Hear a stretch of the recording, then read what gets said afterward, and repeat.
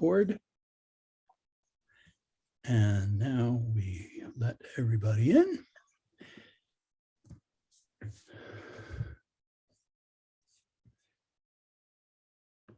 Good evening, everybody, and welcome to History Author Talks. I'm really happy to have everyone join us again for another program.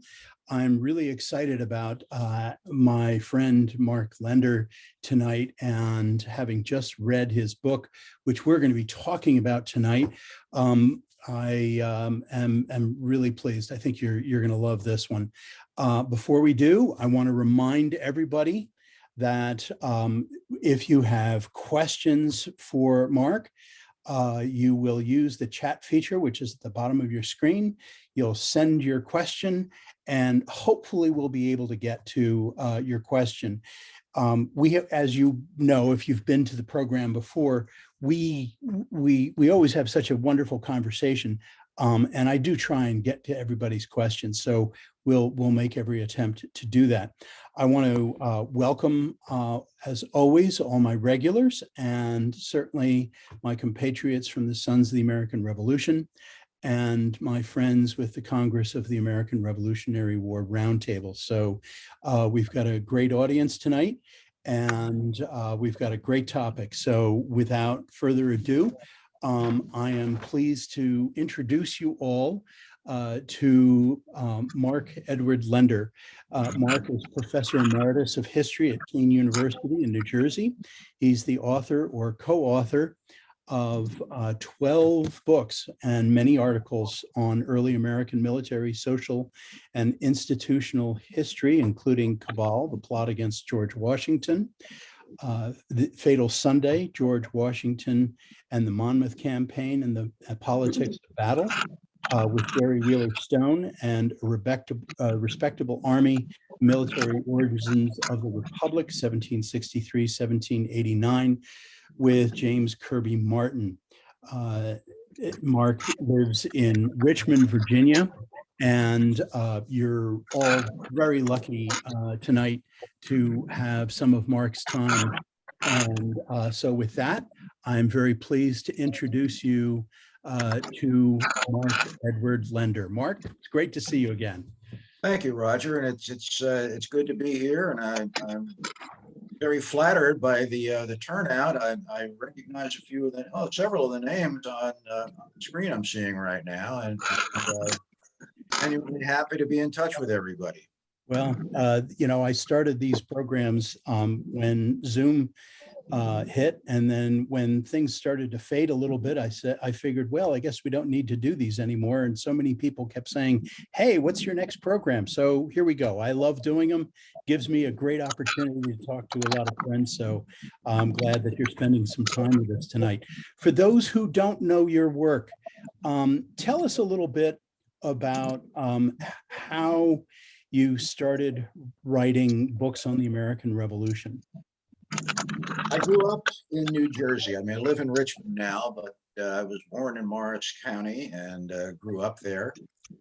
If you live in New Jersey, you live with the history of the American Revolution. More of the war was fought in New Jersey than anywhere else. By far and away, the number of engagements, just the sheer number of engagements in New Jersey were 600 or so. Driving around, you were driving through and to sites of historic interest. My parents used to love to take us to historic sites. A lot of our vacations were vacations at Fort Ticonderoga, among other places, but Morristown was right around the corner. So I kind of grew up with him, and I was lucky in as much as most of my career I was an administrator.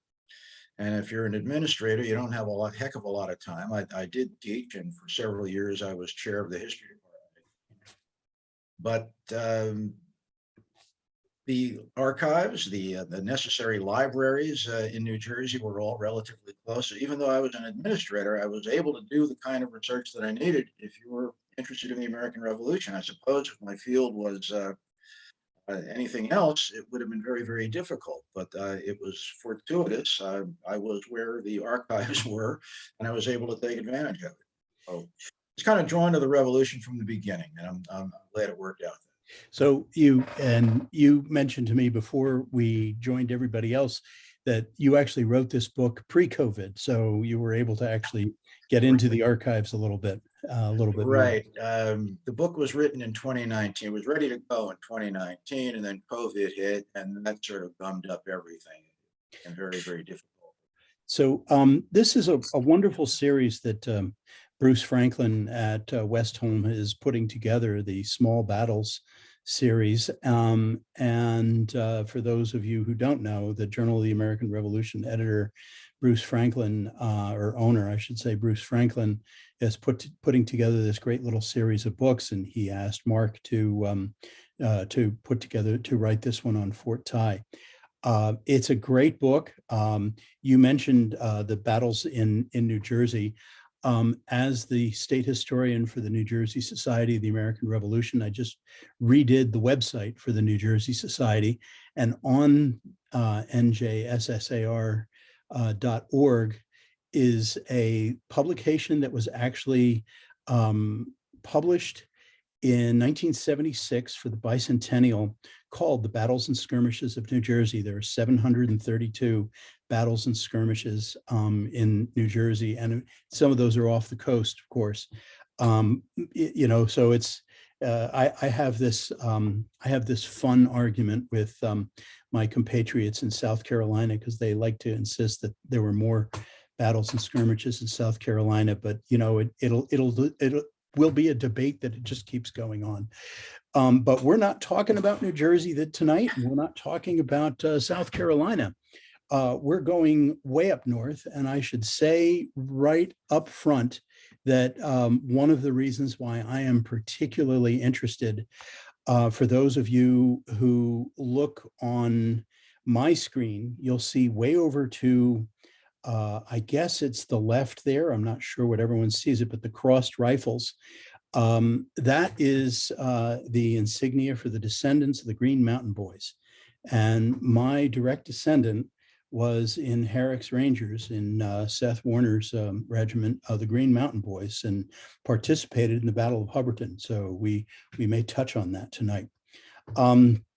So what I wanted to do, Mark, first of all, is let's talk about the Fort Ticonderoga, where it is, why it's there, and if you could tell us about where Fort Ticonderoga is. While you're talking, I'm gonna go find a little map here that I'll put on screen. So you just talk about why it is where it is.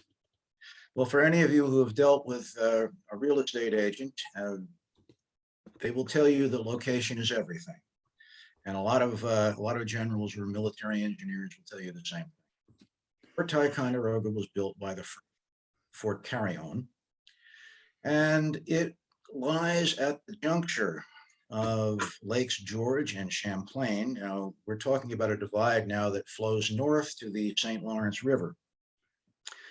This is on it's been called the Great Appalachian Valley. And to get from New York to Montreal, and Montreal down to New York, the easiest way to do it before modern interstates or modern transportation generally was by water, down the Richelieu River to Lake Champlain, a brief, almost 4-mile portage to Lake George, down to the bottom of Lake George, actually the top of Lake George, and another portage relatively easy to the Hudson River. And this became the standard transportation route, the interior of the North American continent. And my screen is doing funny things right now. I hope, okay, that's Roger showing you on the map where Fort Ticonderoga is. Yeah. But it's in northern New York state. So and it is right there. if you can find Lake George's and Lake Champlain, you're going to find it right at the juncture. In fact, when the British took it, they renamed it Ticonderoga. It's probably derived from an Iroquois pronunciation, meaning the place where two lakes join. It's translated variously, but the geographical name for it is pretty accurate in the Native American tongue. That's where the lakes come together. Now, if you wanted to have a choke point, a military choke point, Ticonderoga is almost perfect. You cannot get up Lake Champlain without going through the Narrows, and the guns of Ticonderoga commanded those Narrows. So this is a logical place for a fortification. The French didn't build it necessarily for a defensive purpose. They already had a fort. They had on Crown Point, they had Fort St. Frederick. But they built Fort Ticonderoga after the Battle of Lake George, and which they lost, but they were bound and determined to keep the British from moving north up Lake Champlain. And they wanted a place to stage their own offensive operations south up Lake George. So Ticonderoga was a logical place. It controlled traffic going north and south on the standard established waterways, and allowed them the jumping off point to marshal their forces and move upon the British down in the lower section of New York State. And they did. I mean, Ticonderoga was the staging point from their invasion of Fort William Henry of Last of the Mohicans fame. But this was a place built because of where the location said a fort needed to be. Logical place to put it. So let's talk about the design of the fort. And when we say the location, you say location is everything. Let's take a look at a period map, and maybe you can tell us a little bit more about how the fort was designed, how many troops were there, and you know, what the garrison was like at any given time. When the French built it as Fort Burgoyne, and here we go, there's the this is a fader map, isn't it? yes, I believe it is. Yeah. This is when the French built it, it was not, if you go up there today, it's a little deceiving because it's stone face, masonry face today. It was not when the French built it. It was a wooden palisade, earthen palisade held up by a wooden palisade. The interior was masonry. There were 3 barracks, storehouses. There was a ammunition cache built literally chipped right out of solid rock. It had barrack space for only about 400 troops. So it was not particularly big. It was a star fort built on the classic Vauban fashion. Vauban was the master military engineer in Europe at the time. And the star fort design, I don't know if you can see it, there it is.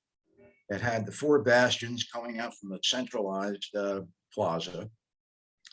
One of those ultimately was stone-faced by the British later on. But when it was first built, it was, well, it just wasn't the way it looks today. And a lot of tourists don't understand that what they're seeing today was something that was done with a reconstruction in the 20th century. But it was very effective. The fort itself was probably better able to absorb artillery fire as earth and wood than it would have been under the rocks, which would have shattered. The French, It's really more like this, isn't it? well, yeah, more like that. But the French officers who first had to garrison the place were not necessarily happy with the engineer who built it. He was a relative of the French governor in Quebec, and that's probably why he got the contract. French officers thought it was too small, that barracks for 400, where are you going to put a larger garrison? And the French finally did put about 4,000 men in there. They had to camp outside. They had to build external fortifications to give them cover. They thought it was the barracks were too high, that it was susceptible to enemy artillery fire. They thought it was sited too close to commanding heights. When we talk about the American problems holding the fort later on, You're going to talk about, I think, Bruce, you were just circling what's called Sugarloaf, Right what the here. Americans would call Mount Defiance. And if you're up, you can get on top there today and you can look down on the fort and you can understand how guns on Mount Defiance could easily command not only the fort itself, but there's a walkway on what the Americans called Mount Independence. That's on the other side. There's Mount Independence. Guns on Mount Defiance could also command the lower terrain on Mount Independence. So while the fort was at the choke point, and it was an area that you had to command if you were going to control river or lake traffic, it did have its vulnerabilities, and they would come back to haunt whoever held the fort much later in its existence. Just for perspective for the audience, from the top of Mount Defiance to the fort itself, here's the fort right here. This is 1.1 miles from this point up to the summit of Mount Defiance or Sugarloaf is what it's called, to the fort. That's 1.1 mile. And then it's not even a mile. You're right. It's not even a mile and a half. And a 12-pounder could lob a solid shot easily from Mount Defiance into the fort. And it's the same thing with, it's even actually less than a mile from Mount Independence here. Let's in perspective too. When we talk about Fort Ticonderoga, sometimes it's a misnomer because Fort Ticonderoga itself was that original star fort. But as different units garrisoned the place, when the French had it, it was essentially just the star fort. The British got there. They understood that to defend the fort itself wasn't enough. Even the French understood that. When they had to defend it against the British in 1758, they built what had been called the French lines, a little northwest of the fort itself. They built a series of fortifications that enabled them to hold off a British attack. When the Americans took over the fort, they maintained that. They also put a smaller star fort on Mount Independence. They also garrisoned Mount Hope, which is on the other side or northwest of Ticonderoga. So Ticonderoga became a fortification complex, not just the original star fort itself. So to garrison this adequately required a very large garrison. And at different times, the British were able to garrison it, the Americans were able to garrison it, but not all the time. So the manpower needs of the Ticonderoga complex are going to vary considerably over time. And in 1777, that's going to play against American ability to hold this thing against John Burgoyne's invasion. So before we talk about Burgoyne, tell us who Judith and Baldwin and Thaddeus Kosciuszko and what they had to do with the engineering design of the fort before Burgoyne's campaign started. Well, first you got to learn to pronounce Baldwin's first name. I've never seen that name before. It was really, it's not Juduthin? Yeah, right. That's search as you will in rosters of Continental officers. I think he's got a unique name there. But he was a fairly well-trained military engineer, which was a rarity in the Continental Army in 1770. And he had a penchant for blockhouses. He built any number of blockhouses outside the original star fort, but he was also responsible for getting in place a walkway between the star fort on the New York side of the Lake Champlain, and on the other side, what became what is today Vermont on Mount Independence. That was quite a construction project. There were two things that went across. There was a boom, a chain, which was supposed to impede shipping. And then there was actually a walkway, which became strong enough actually to bear not only infantry walking across, but at least light wagons and light artillery could get across on the bridge. The piers of that built cribs, weighted it down, sunk it in the lake, and on top of that, the walkway or the roadway, it made out of planks, Those piers are down in the lake today. And if you take the boat tour, you'll go over it and they can pick it up with the underwater equivalent of fisherman sonar, so to speak. But they can tell you almost exactly where these weighted cribs are today. Kosciuszko came in, Polish, but French trained, a very capable engineer. He would, after Ticonderoga, he would help Gates with his fortifications in Saratoga. He would go on to be very instrumental in the fortification of West Point. Baldwin and Kosciuszko did not get along, and you can look in the correspondence by these individuals. Baldwin was a little bit jealous, I think, of Kosciuszko's more formal education. He was a little bit touchy about the difference of opinion that Kosciuszko had on the kinds of fortifications that Baldwin favored. And the two, frankly, were both very fine engineers, very fine officers when the Continental Army desperately needed good engineering officers. And it's a shame they didn't get along better. Kosciuszko, among other things that he suggested, was going up on top of what called by the British Sugarloaf Mountain. And if you recall on the map that Roger had up there, the Americans called it Defiance. What Kosciuszko pointed out was guns on top of Mount Defiance command Star Fort and commands Fort Mount Independence and commands any traffic on Lake Champlain. What he wanted desperately was to stop building blockhouses down around the Star Fort and get guns on top of Mount Defiance. Didn't happen. There was a command change. The Burgoyne campaign kicked off before Americans could act. Kosciuszko's recommendations, and Kosciuszko was transferred. The Americans never put guns on top of Mount Defiance, and they knew it was possible. They knew it was possible. So it was an opportunity missed. Later on, I suppose we can talk about what chances the Americans really had under any circumstances falling onto Ticonderoga. So that was an opportunity missed. The British took full advantage of it because they did get guns up.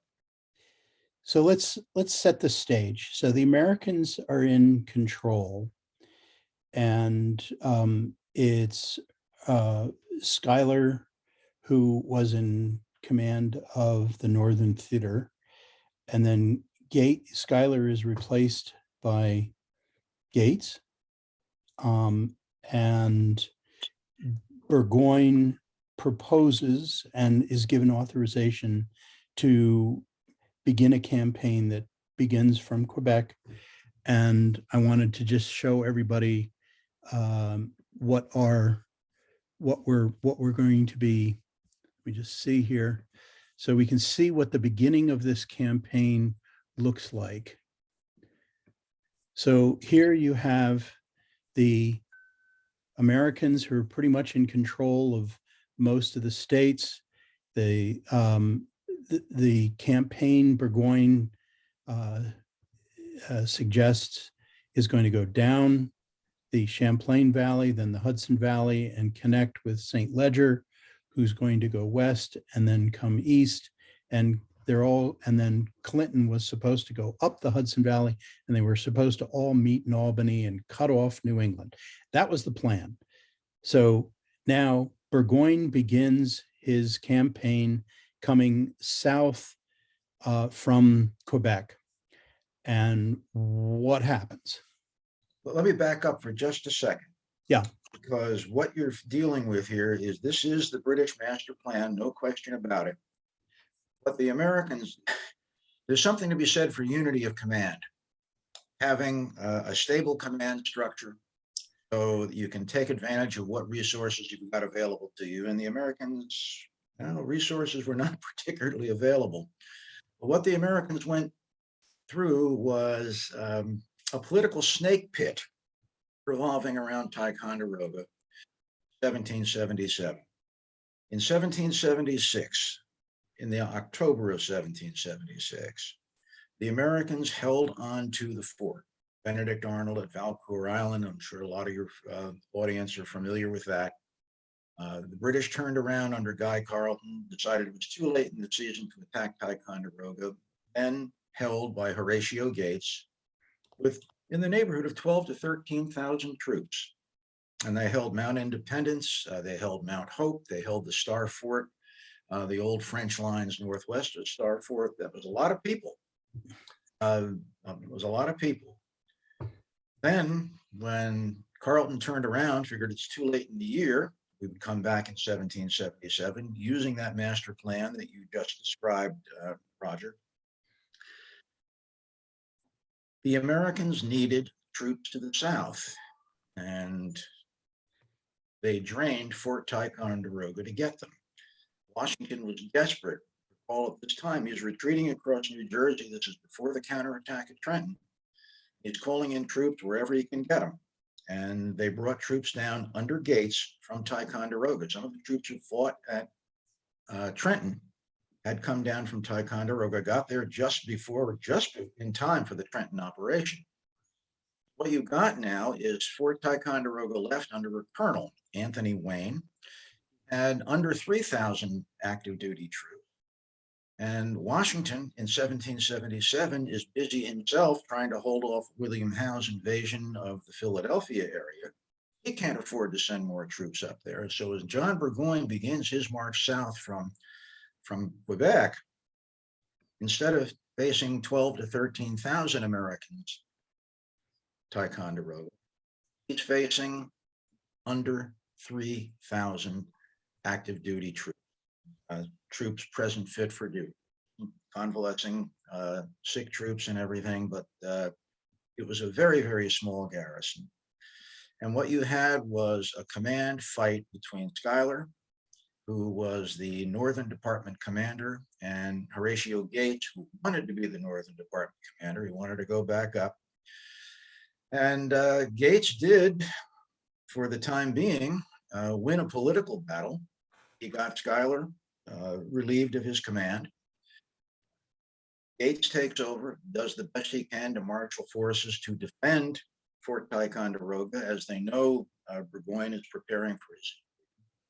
At the last minute, Gates is about to put artillery, at Kosciuszko's suggestion, about to put artillery on the summit of Mount Defiance. A political coup in Congress. Schuyler is reappointed.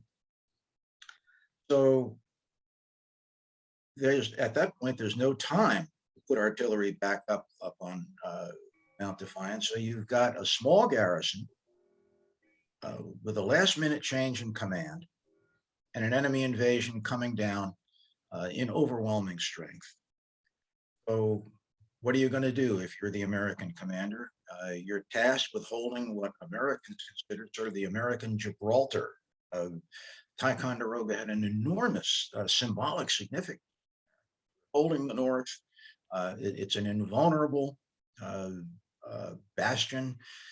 It'll hold a great deal of symbolism and a critical morale feature about Ticonderoga. It was considered a key to the continent, or the American Gibraltar. Have this thing fall, have not just be a military setback, but a morale setback of the first order. And you've got now, with another command change, you don't have Horatio Gates on the spot anymore, but you have a Washington loyalist in Arthur St. Clair. St. Clair has got to hold this fort under 3,000 troops fit for. Now, the invasion that you spoke about under Lieutenant General John Burgoyne was good. I mean, his reputation as an officer after the Saratoga campaign obviously suffered, and it's plagued his historical reputation ever since.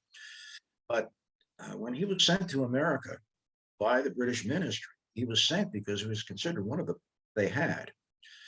And give the man credit.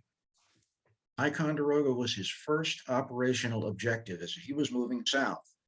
Yes, his goal was to punch through to Albany, where, with any luck, he would meet British forces coming up the Hudson, and he would meet Barry St. Ledger coming up the Mohawk Valley.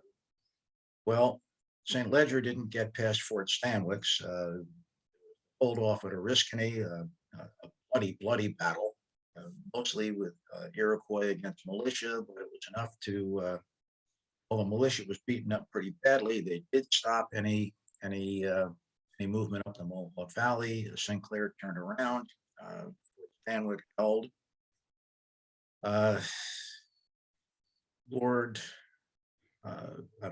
Sir William Howe, instead of going up the Hudson, went toward Philadelphia, where he succeeded in taking Philadelphia, but his subordinate commander, Henry Clinton, went up the Hudson, but really didn't have enough to punch through. So Burgoyne essentially was on his own.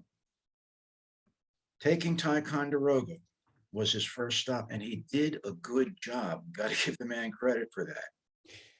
He knew he deployed his forces successfully. He did get artillery up on top of Mount Defiance.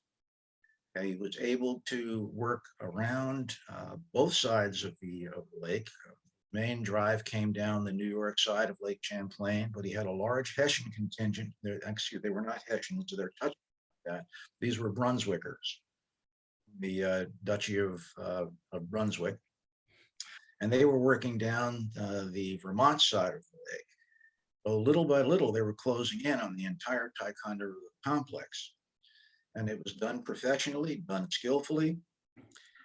And Burgoyne deserves a lot of credit for that. So you explained that St. Clair, I mean, the popular narrative is that St. Clair lost Ticonderoga, but you explained that St. Clair didn't really lose it, but Burgoyne was efficient in his execution and taking the fort.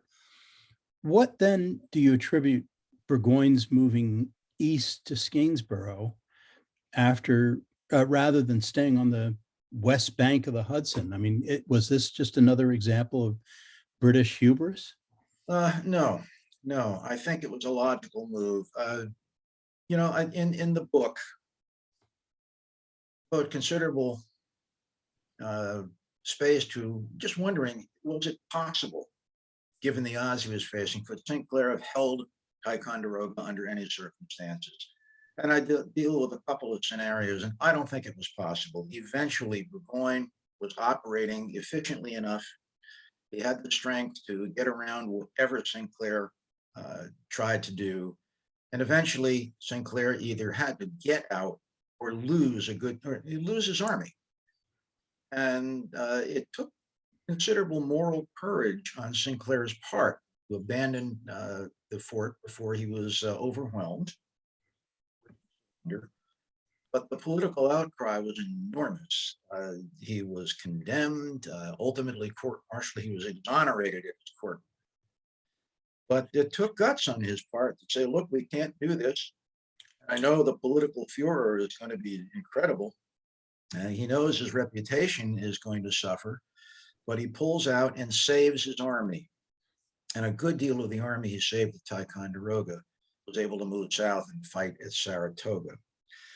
But back to what was Burgoyne going to do after he took it?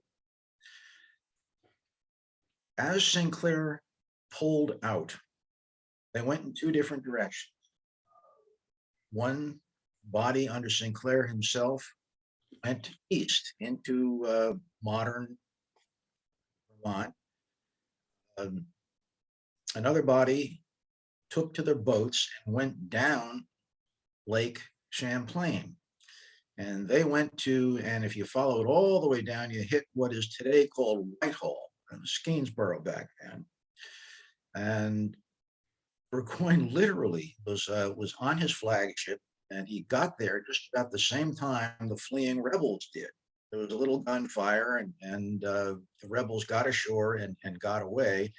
But Burgoyne ended up in Skanesboro. And his other party came down the other side. There was an engagement at Hubbardton a couple of days after. an advanced force of British and Brunswickers, fought a very, very tough action against retreating Americans who did get away, ended up farther into modern, ultimately looked south to join up with Saratoga, above Saratoga, with Horatio Gates. So what was he doing at Skenesborough? What was Burgoyne doing at Skenesborough? Well, he was trying to figure out where to go from there. He knew where he wanted to go, and he wanted to head south, ultimately toward Fort Edward, which is down at, Right here. oh, you Fort Edward, okay. And he was to marshal his forces at Fort Edward and then cross the Hudson and then move on down the New York side. And but let's go back up for a second. He'd made a bombastic speech before he even launched his invasion of Ticonderoga. And this army will never retreat. And here he is in Whitehall, well below Ticonderoga, almost at the bottom of the of Lake Champlain. And Lake Champlain actually almost looks like a river at that point. But it's all part of the lake, the lower part of the lake. Now, what he's got his army, which is coming down either by boat or marching down to unify, to concentrate at Skenesborough, now called Whitehall. But he's got his supplies back up at Ticonderoga. And an army can't move without a logistical base. How does he get his supplies from Ticonderoga down to Whitehall? Well, there's a couple of ways to do it. You can float it down, and the most efficient way to get to Fort Edward is not to come down Champlain to Skenesborough, but to come down Lake George. Come all the way down Lake George. And if you get down to Lake George, you can see down at the bottom where it says Lake George, where I guess Route 87, that the New York Thruway goes down there, was a smaller post called Fort George. And the whole idea would be to float the thing, float your supplies, including a lot of your artillery, down to the bottom of Lake George, or at the top of Lake George, and then go overland to Fort Edward. And then there was a smaller fort, Fort Miller, where they actually crossed the Hudson. That's what he tried to organize. And while he was doing that, he's got to decide how is he going to move his army? What's the best way to do that? Well, the road network that you're seeing on the map did not exist back then. It was a rough road that the Americans had put through from Whitehall, Skenesborough, down to Fort Anne. And after that, it was really rough going down to Fort Edward. So one of the best ways he thought of doing it was to take his troops, go back to Ticonderoga, put them on boats, take them down to Lake George. That was one way to do it. But he said this army doesn't retreat. And if he'd gone back north to Ticonderoga, he thought it would have been a morale blow, that my army is indeed retreating and I don't want to do that. So what's he going to do? He's going to put his supplies, his logistical effort, in charge of a very, very capable General William Phillips. He'll take care of getting supplies down Lake George, Fort George, and then overland to Fort Edward, while Burgoyne marches overland through some pretty rough terrain from Whitehall down to Fort Edward. He spent several weeks at Whitehall, and that was critical time for the Americans, who were able to regroup and get ready to meet him farther south. In fact, it was a wonderful opportunity for the Americans. Had Burgoyne had the wherewithal to just barrel right on down from Skenesborough right on down to Albany, the Americans would not have had an opportunity to get their act together. They needed troops, they needed supplies, they needed an opportunity to obstruct Burgoyne's march. They needed to buy time. And a quick move by Burgoyne would not have allowed that time. As it was, militia began to come in. The Continental Army was able to stabilize. Supplies were able to move north to reach Horatio Gates. If you look at it by the Only map, 10 miles. it's not a great deal of distance. But if you've got somebody chopping trees down in front of you, knocking down existing bridges, sniping at you. It's going to take some time. And it took far too long. It gave the Americans the time they needed. Then there was also the issue of moving all those supplies. Burgoyne didn't want to move out of Skenesboro until he had about 30 days of supplies to sustain his army. He needed forage for the animals. Remember, this is a horse-drawn army. He needed food, rations for his troops. He needed carts. He needed wagons to haul the supplies, to haul the artillery, to haul the ammunition. This is a horse-drawn army, and we have to keep that in mind. It's not going to move like light. Getting everything he needed from Fort George down to Fort Edward was another problem. So while the operation to take Ticonderoga was done very, very efficiently, what the British did not have was the necessary transport to get everything south from Lake George and from it gave the Americans the time that they needed. So there you go. So that Saratoga is here. Their objective is Albany. But what you're telling us really is that it was the delay from Skenesboro, today's Whitehall, to Fort Edward that gave the Americans time to regroup and to really pull together all of their forces. So while the Battle of Saratoga was down here, the Battle of Saratoga was really won during this period of time. Given competent leadership, minimal reinforcement, minimal resupply, a wounded army can heal if it's given the time.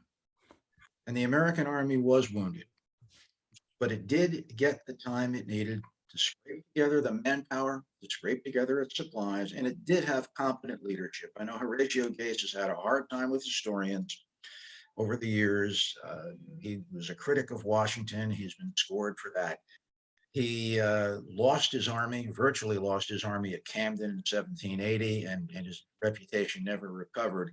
But at Saratoga, and I'm not going to get into the whole business of who deserves credit, Schuyler, Benedict Arnold, or Horatio Gates. Horatio Gates earned his credit, earned his share of the credit for Saratoga, and then some.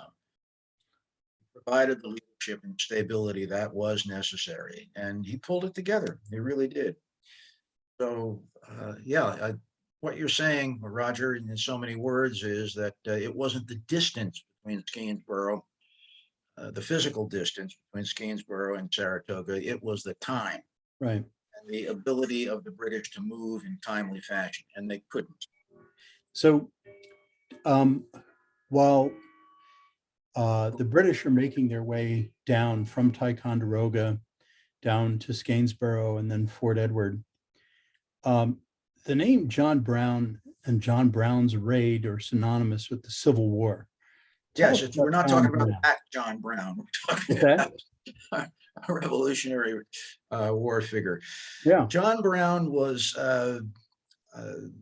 this is the other John Brown. Yeah, Colonel John Brown was a very capable Continental soldier. He was on the original Ticonderoga raid with Ethan Allen and Benedict Arnold. He was a patriot early on, operated in Canada, had run-ins with Benedict Arnold, was one of the first to really loathe Benedict Arnold as almost on a visceral personal basis. They hated each other's guts. We can get into that argument some other time. We don't have time for it tonight because it will go on for months. I mean, there are historians today who still rage at Colonel Brown. Ticonderoga, even though Burgoyne had moved south, was still a critical choke point. If you wanted to get reinforcements down to Burgoyne from Canada, they had to go through Ticonderoga. The Americans had taken Ticonderoga back. It would have been a disaster. But the Americans have been able to disrupt traffic from Ticonderoga because supplies were moving from Ticonderoga even as Burgoyne moved south against Albany. If Americans were able to disrupt that, it would have been disastrous for John Burgoyne. September of 1777, Colonel John Brown was tasked by General Benjamin Lincoln.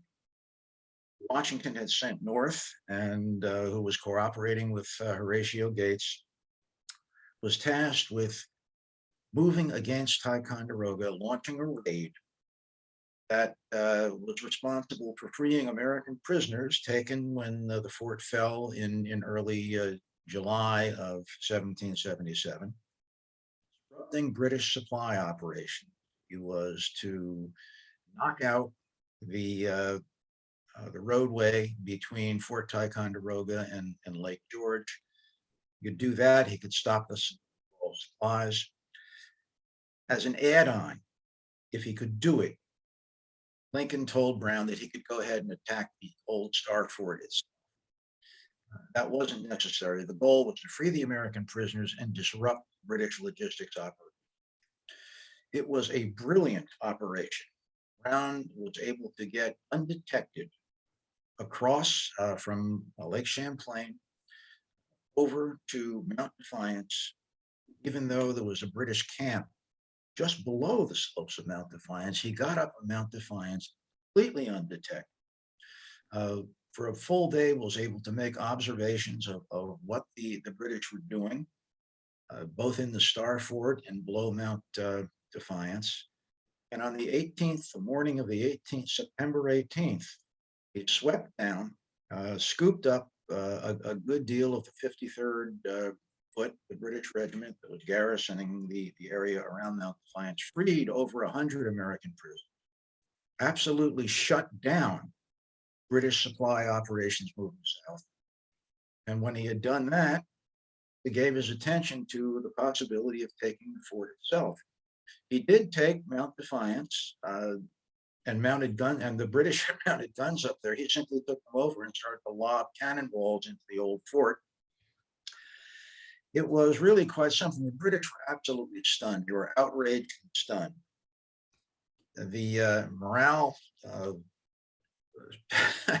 when Gates found out about it down around Saratoga, he held a big ceremony, firing guns and salute and everything. The British across the way from him, Burgoynes people, didn't know what was going on. So showing some knowledge of psychological warfare, Gates briefed British prisoner of war on what had happened back up in Ticonderoga, sent the guy back to Burgoyne to let the British know what was going on. They were appalled. Now our supplies are cut off.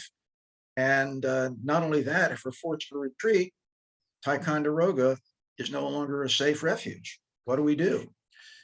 So it was quite something. Washington found out about it, gave his troops an extra ration of rum, celebration of what John Brown had done at Ticonderoga.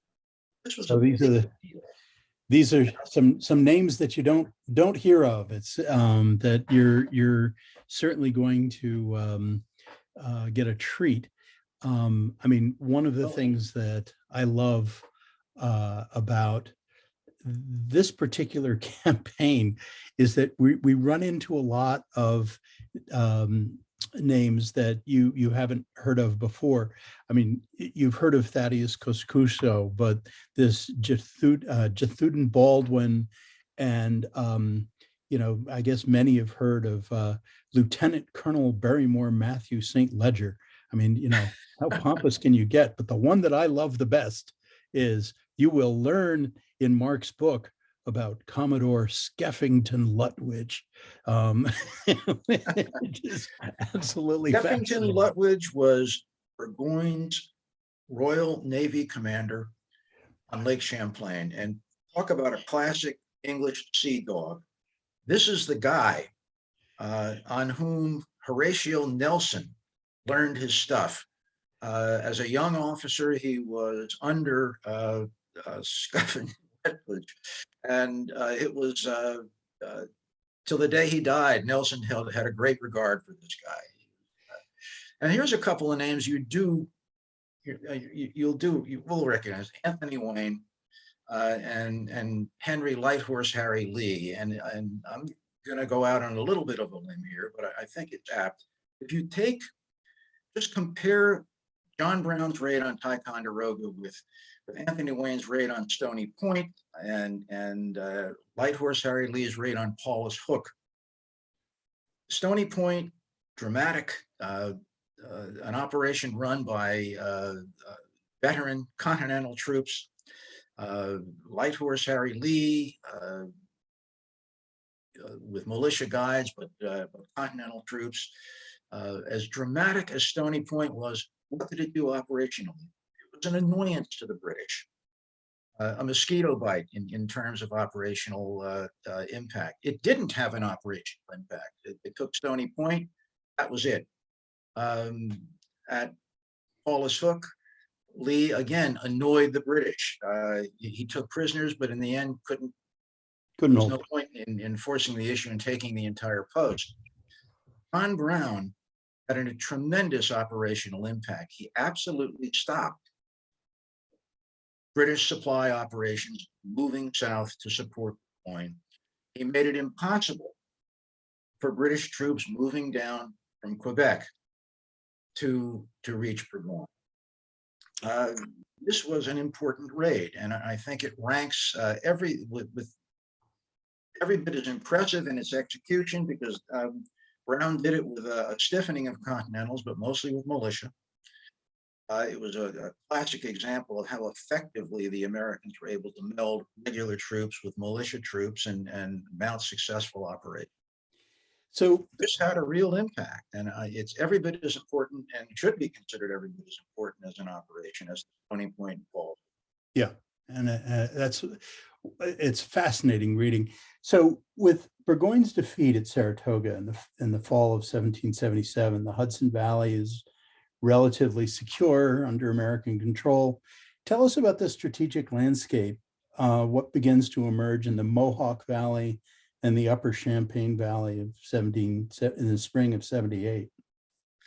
What you found was too frequently, as people read about the Saratoga campaign, the surrender of Burgoyne's army, that, well, that's it, the Northern Theater is essentially a military backorder. Well, it wasn't. In fact, if anything, the day-to-day violence in the Northern Theater was just as intense and perhaps even more intense. The British had a change of command. Guy Carleton gave way to Frederick Haldeman. Haldeman had not a large number of British regulars at his disposal, but he launched what I called aggressive defense in the book. Large-scale raids, support of loyalist operations, support of Iroquois and other Indian operations. The Northern Theater was a vicious, a very, very dangerous place to be, no matter what side you were. In the Mohawk Valley, you had mayhem beginning in 1780 and through 81, where you had raids that, in many areas actually depopulated a good deal of the Mohawk Valley, rolled the frontier almost all the way back to Schenectady, and tens of thousands of people were driven out as Indians and loyalists really mounted very, very effective raids, and they were supported by Haldeman with a minimum number of good-sized raids came out of Quebec, down the Richelieu, down the Lake Champlain Valley again. And from time to time, the British did reoccupy Ticonderoga. They never intended to hold it, but it was a staging area. The last time the British really sent a sizable number of troops was none other than Barry St. Ledger. And by this time, he was a full colonel, sent south in 1781. Ostensibly to talk about a prisoner of war exchange with forces in the independent Republic of Vermont. Congress would not recognize Vermont as a state. because New Hampshire, in particular New York, had claims on the territory. There was a great deal of animosity between Vermont, particularly in New York. But what St. Ledger's real purpose was to add British presence to negotiations with factions in Vermont who had just had it with the Continental Congress and were toying with the idea of a return to British. And look at the Allens, Ethan and his brother involved in this. Exactly what went on, a little bit tough to disentangle. But St. Ledger was sent to the Ticonderoga, based from Ticonderoga and Crown Point, to give support to, at least moral support, to those factions in Vermont who were toying with a return to British allegiance. What they wanted was a guarantee of virtual autonomy within the empire and British validation of their land claims. New York was not able to, they wouldn't agree with. There were times when Vermont militia was going to face off with New York forces. That's how serious the animosity was. Of course, news of Yorktown filtering north put a kibosh on all of that. Last time it was really November that St. Ledger retreated back to Canada, and there was only one more instance at the very end of the war, and British force south, a minimal force south, and the Continental sent a junior officer to Ticonderoga. There was actual prisoner of war exchange. The Americans brought British prisoners that they held and loyalist prisoners that they held, and they were exchanged for some American prisoners who had been held since 1776. So it was, after that, the fort fell into disrepair. It was almost a quarry for local farmland, farmers and others who just took pressed stone from the barracks. Artillery was melted down for the iron. There was absolutely no reason to keep it. If the fort was built because of its location, it was allowed to go derelict because of its location, because it was no longer of any military. Well, once again, we've come to the end of an hour. And I just want to remind everybody that they can go to historyauthortalks.com and they can find a link to purchase not only Fort Ticonderoga, The Last Campaigns, The War in the North, but all of Mark's books with proceeds going to the SAR library. And I also wanted to let everyone know that while you're at historyauthortalks.com, you should take a look at our upcoming programs. May 17th, we're going up a few years. I have Tom Crocker, who actually had written a book on Braddock's campaign, came out with a new book last year called Empire's Eagles, The Fate of the Napoleonic Elite. This is a fascinating story and well worth joining us. Then on May 24th, we have Jean O'Connor, who has actually written a terrific novel called The Remarkable Cause, the novel of James Lovell and the Crucible of Revolution. And Jean, who is in the audience tonight, reminds us too that on May 10th, she is actually doing a webinar for Fort Ticonderoga professional development. So if you go to the Fort Ticonderoga website, you will see that Jean is giving this webinar on Ethan Allen Takes Fort Ticonderoga. So that fits in with tonight's program as well. So we heard Big Ben in the background, but I wanted to, first of all, thank Mark for your time. Well, for writing the book. I mean, this is a terrific book, and everyone, every site, every area thinks that they don't get enough attention. The South thinks that the Southern campaign is ignored, and the middle states think that Massachusetts gets too much attention. And well, I honestly think the North doesn't really get a lot of attention. And Mark, you've done a fantastic job. And if you're really going to read to get a sense of what happened in the North, you should read Mark's book, For Ticonderoga. So thank you for your time tonight, Mark. And I want to also thank everybody for joining us this evening.